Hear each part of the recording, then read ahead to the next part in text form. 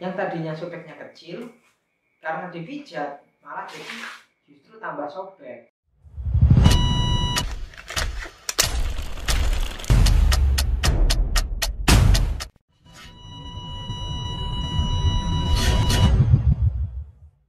Halo sobat sehat semua, kembali lagi.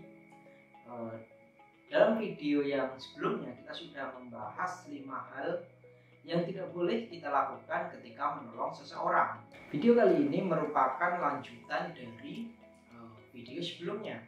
5 hal penting yang harus kalian perhatikan sebelum kalian menolong orang. Yang ingin saya bahas adalah soal mimisan.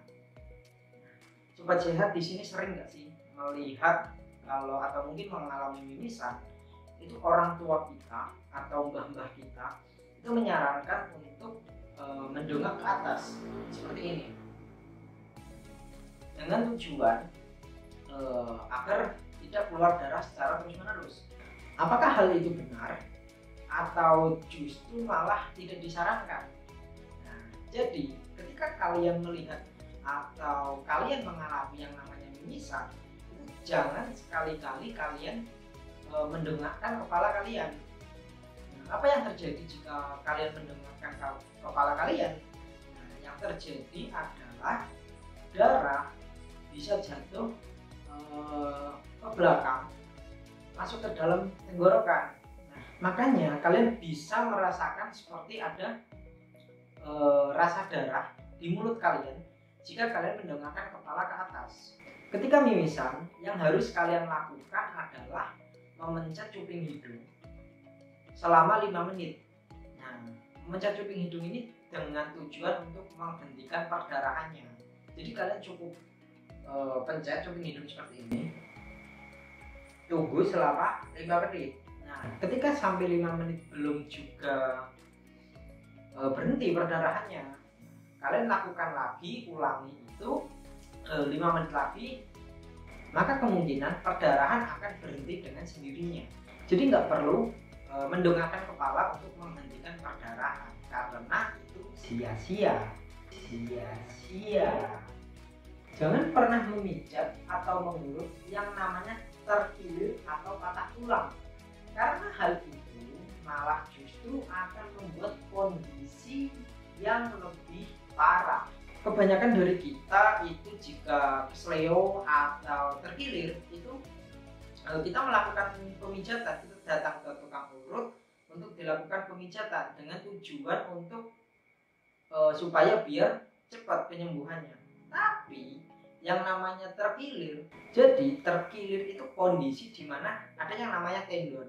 Nah, tendon itu kayak yang buat pegangannya itu. Nah, pegangannya mengalami cedera, peradangan, atau bisa jadi ada robekan kecil. Nah, apa yang terjadi jika dilakukan pemijatan?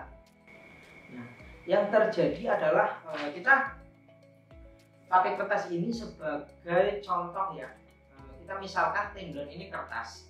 Nah, jadi ketika dilakukan pemijatan yang tadinya sobeknya hanya segini, ini kita cuma perlu nunggu untuk melakukan penyembuhan. Tapi ketika dipijat itu kan belum lemas gini.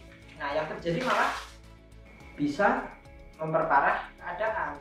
Yang tadinya sobeknya kecil, karena dipijat malah jadi justru tambah sobek.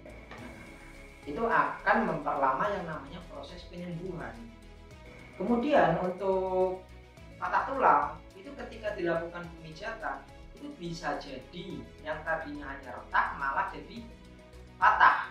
Yang tadinya patah 1 jadi patah 2. Yang tadinya nggak ada perdarahan karena patahannya tajam, maka mengenai jaringan sekitar.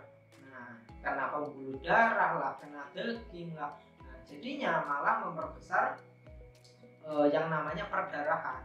Jadi hal itu harus dihindari. Jangan memijat kaki atau tangan anggota badan yang terkilir atau patah tulang.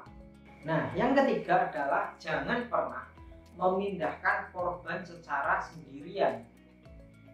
Contoh, jika ada orang kecelakaan terus terjadi patah tulang di kaki, kita nekat mau mindahin korban sendiri.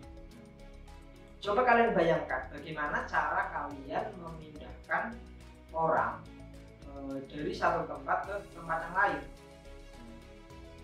Kita ambil contoh, misal bisa dengan cara diseret. Nah, ketika diseret itu malah akan memperparah kondisi. Atau digendong. Digendong juga memperparah kondisi. Karena harusnya korban itu dipindahkan dengan cara kita memberi papan di bawahnya dengan tujuan agar posisinya itu stabil, nggak ketekuk-tekuk. Nah, jadi tolong banget buat kalian, buat orang-orang di luar sana, ketika ada korban kecelakaan, jangan pernah dipindahkan sendirian. Minta tolong ke orang-orang di sekitar, minimal 2-3 orang untuk memindahkan si korban. Kalaupun nggak berani, segera telepon ambulan. Hal yang keempat yaitu jangan menjungkir balikan korban tenggelam. Ketika ada orang tenggelam, itu kan minum banyak air ya, menelan banyak air. Nah, mungkin dalam kepercayaannya, ketika kita menjungkir balik, itu akan mengeluarkan air yang di dalam perutnya. Padahal hal itu justru tidak ada gunanya. Jadi stop menjungkir balikan korban tenggelam. Yang kelima dan yang terakhir, sebelum kalian menolong orang, perhatikan kemampuan diri dulu.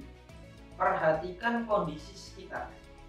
Perhatikan apakah jika kalian menolong orang tersebut, kalian akan baik-baik saja. Jangan pernah kalian menolong jika kondisinya justru akan membahayakan kalian. Contoh, ada orang tenggelam di kolam renang, katakanlah kedalaman 2 meter. Kalian nggak bisa renang, tetapi karena kalian merasa harus menolong, kalian nekat terjun ke kolam kedalaman 2 meter untuk menolong si korban.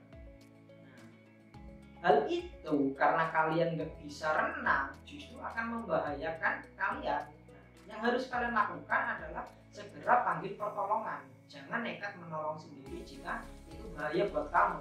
Cukup sekian video kali ini. Apabila ada pertanyaan, kritik maupun saran bisa sampaikan di kolom komentar. Jangan lupa untuk like, subscribe, dan share video ini ke teman-teman kalian semua agar mereka semua tahu bagaimana cara menolong orang yang baik dan benar. Saya Dr. Iqbal Laksana, pamit undur diri. See you on the next video. Terima kasih.